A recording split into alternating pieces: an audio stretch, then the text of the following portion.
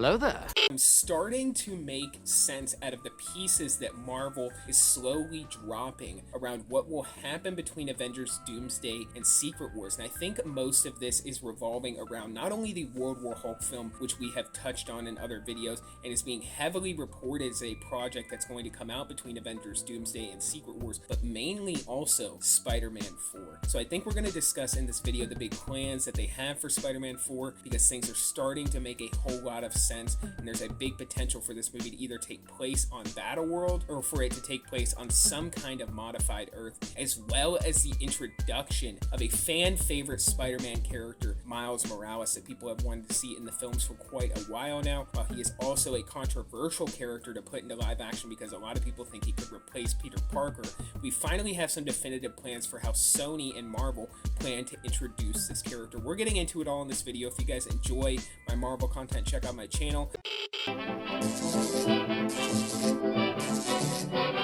The Atomic Affair.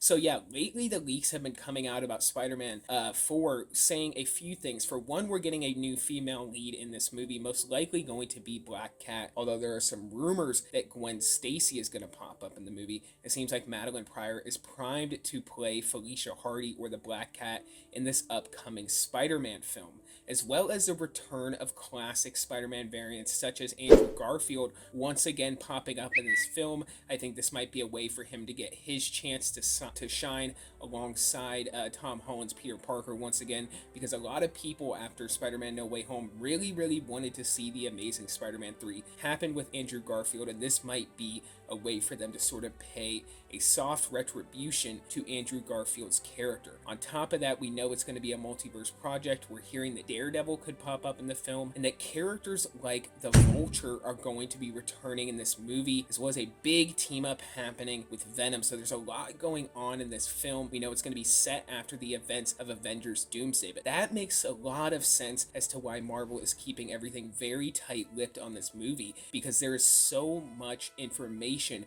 that would be given away if they were to come out and reveal the plot of this film that would retroactively reveal the plot for Avengers Doomsday. So they're keeping it all under wraps, as well as the purported World War Hulk project, which we know pretty much at this point is coming to the MCU. It seems like these are going to be the two big tentpole films that are wedged between Avengers Doomsday and Secret Wars, while also maybe potentially Doctor Strange 3. We have yet to hear more about that film, but this all makes sense, guys. It makes a lot of sense why Marvel would be trying to keep this stuff a big secret, because there's no way to really divulge into too many plot details about these upcoming Marvel movies without directly giving away the plot to Avengers Doomsday. So first things first, we're probably going to get some trailers for Avengers Doomsday, especially coming during Comic-Con, some concept trailers, some ideas about what the plot is going to contain, maybe even a first look at Robert Downey Jr.'s Doctor Doom, as crazy as that is, coming this year. Give it to me! Give it to me! Give it to me! Give it to me! Just give it! Damn!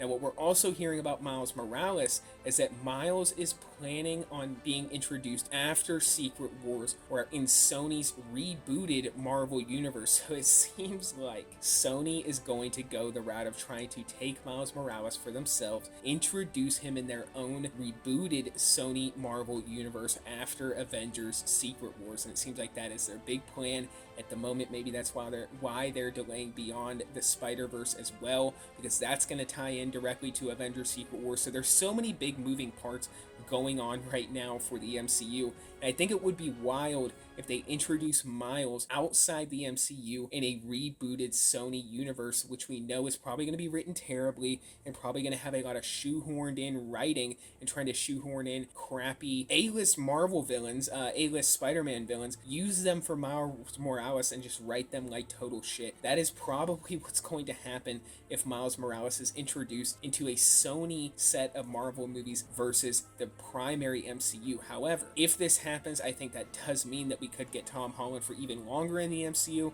So I don't know, I guess there's silver linings, but we're also even hearing reports that Tom Holland wants to retire and wants to pass the torch down to Miles Morales. He's even touched on that in various interviews, saying that he believes it could be time soon to pass the torch to Miles Morales. So I think that Kevin Feige and Disney Marvel still might want to do something with that character, but with the political landscape of the country currently and how things have been going regarding a lot of diverse, race swap, gender swap characters and how unsuccessful they've kind of been in movies, I could see Marvel saying, here, Sony, take this, do something with this, play around with this. We know this is going to fail, and then them sticking with the main MCU Peter Parker. But anyways, comment down below, let me know what you guys think about these latest Spider-Man developments, because we are hearing some big stuff about what Sony wants to do with the character moving forward. But for this video, guys, that is all I got. So until the next one, be safe and stay well.